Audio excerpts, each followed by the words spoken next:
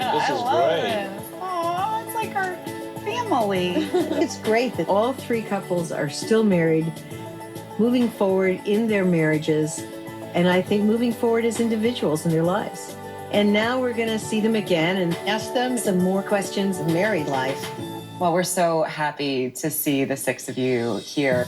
They're all smiling. It's all good. So we have some questions to ask you.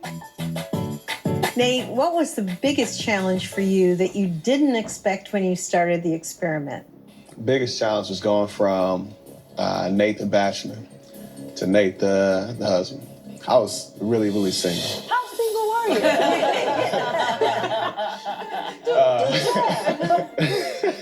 We'll start calling you Smooth Nate. Here's a question for Ashley and Anthony. What is the hardest thing you dealt with while doing this experiment?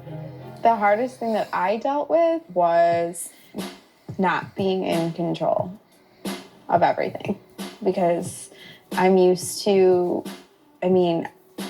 just even at work, like I make the plans, I know what's going on. And in this sense, like with all the documentation and stuff, like I was not that person. I think the most difficult part was the schedule, adjusting to a totally new environment and commute and life and balancing it and still trying to give 100% to this when I was like bone tired at times. I think the documentation for me was definitely more than what I anticipated.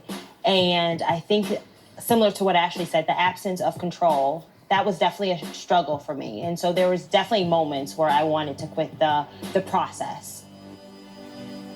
My question is for Danielle and Cody. Are you growing in love with one another?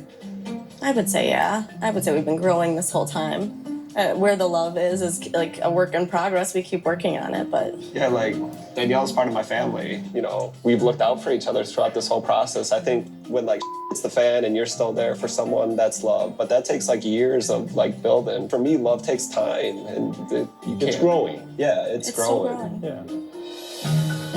This goes to Nate and Sheila.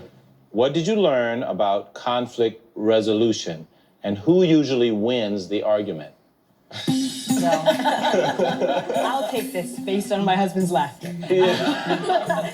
So I think that we've learned a lot. The biggest lesson for us is that in relationships, like winning, if it damages the marriage or damages the bond, like nobody wins. And so we want the marriage to win, even if that means our egos don't.